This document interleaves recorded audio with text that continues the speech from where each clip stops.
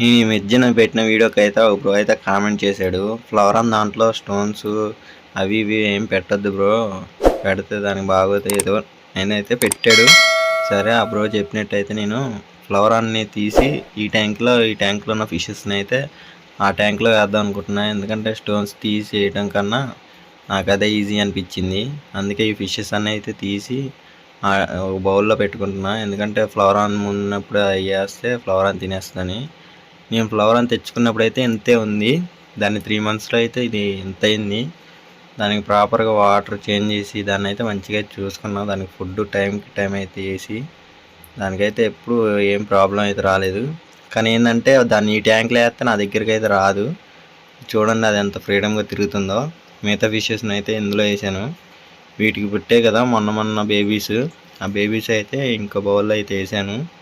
ఇట్లాంటి వీడియోల కోసం ఛానల్ సబ్స్క్రైబ్ చేసుకోండి.